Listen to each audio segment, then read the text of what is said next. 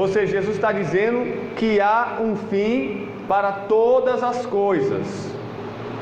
Há um fim para este mundo, para esta terra, para esta criação, para esta vida. Há um fim, há um final. Amém? Então,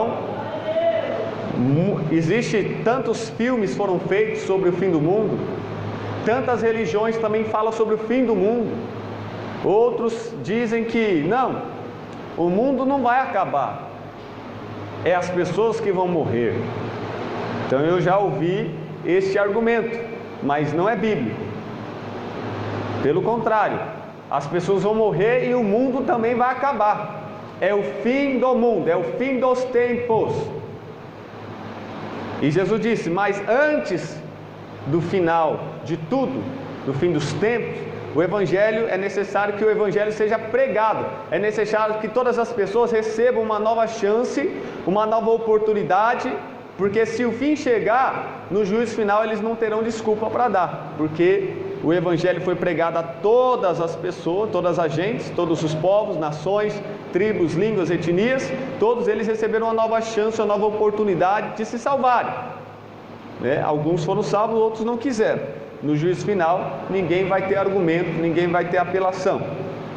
Mas é preciso, é necessário que o Evangelho seja pregado. Então, Deus, Ele na sua soberania, conta com a cooperação da igreja.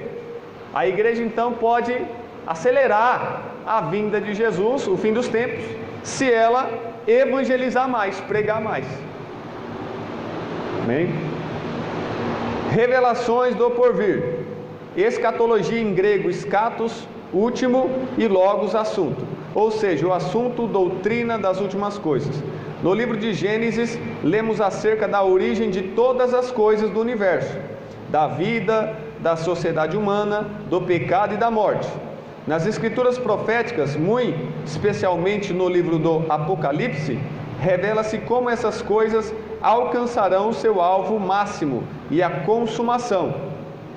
Então, Gênesis fala da criação, do começo, do início, e Apocalipse do final, do fim de tudo, Muitos, como Daniel, perguntam: Senhor meu, qual será o fim dessas coisas?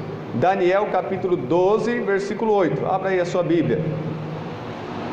Daniel, livro do profeta Daniel.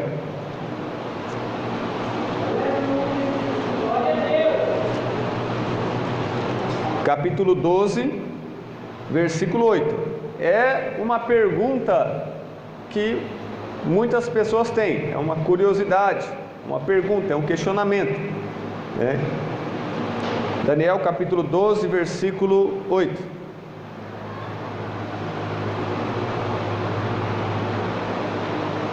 Na minha Bíblia, está a tradução Nova Linguagem de hoje. Então diz assim: mas eu não entendi bem e por isso perguntei, por favor, me diga como é que tudo isso vai acabar. Então as pessoas perguntam: mas como é o fim do mundo? Como vai ser o fim de todas as coisas? É um questionamento da maioria das pessoas, sobre a morte, sobre se existe outra vida, por que nasceram, por que existem. São questionamentos, indagações da vida.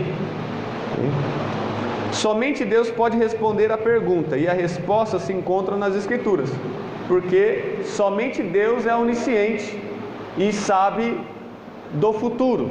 Só Deus sabe do amanhã, porque para Deus, ontem, hoje e amanhã é a mesma coisa.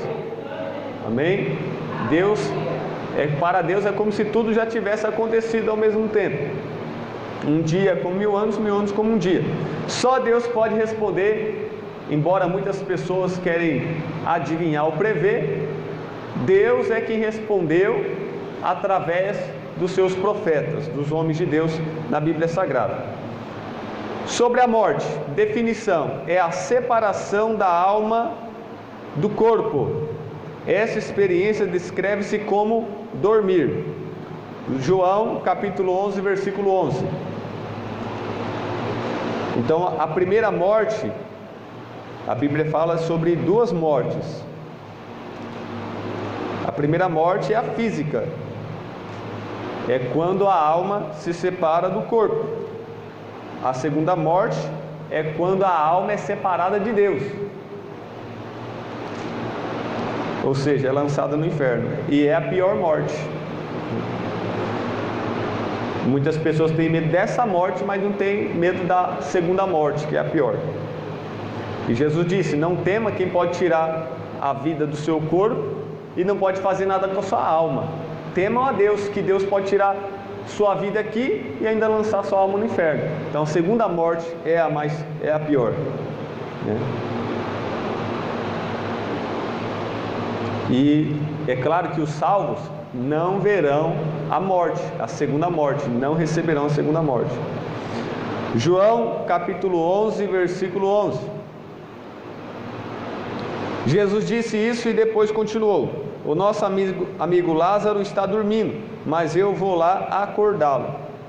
Então, a Bíblia fala dormir, mas como metáfora, né? A pessoa morreu, mas se morreu salvo, então na verdade a morte não tem poder sobre ele. Então Jesus vai falar que ele está somente dormindo. Lázaro era amigo de Jesus, era salvo, era crente. Ele morreu de verdade, mas Jesus falou que ele estava dormindo, porque a morte não tem poder sobre ele. Jesus já venceu a morte. Então ele fala numa linguagem que se chama metáfora. Ele fala dormindo, mas ele estava morto, e Jesus iria ressuscitá-lo. A morte física é o primeiro efeito externo ou manifestação visível do pecado. Romanos capítulo 5, versículo 12. Bem, a morte, ela é consequência do pecado. Ela é um castigo, uma punição pelo pecado. Romanos capítulo 5, versículo 12. A maior prova que o homem é um pecador é que ele morre, é que ele fica doente, é que ele sofre. Isso aí é prova de que o homem é pecador. Pelo que, como por um homem entrou o pecado no mundo, e pelo pecado a morte, assim também a morte passou a todos os homens, por isso que todos pecaram. Então, morte é a colheita da semente do pecado. Será o último efeito do pecado, do qual seremos salvos. Então, existe muitas consequências que advêm do pecado. O pecado causou muitos efeitos: enfermidades, doenças, sofrimentos sentimentais, psicológicos, na família, na vida conjugal, todas as áreas da vida. Mas o último efeito a ser aniquilado, né, é a morte. É a morte. Amém? Nós estamos livres já do domínio, do poder da escravidão do pecado, porque Jesus já nos salvou, libertou. Mas nós vamos morrer um dia, se Ele não voltar. Mas porque a morte vai ser a última consequência, o último efeito a ser aniquilado de uma vez por todas, no tempo de Deus, no tempo certo, que Ele já determinou. Todo ser humano está sujeito à morte, tanto crente como incrédulo. A morte é universal. Eclesiastes 8, versículo 8.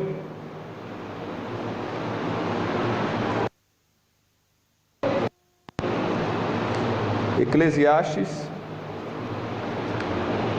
capítulo 8, versículo 8.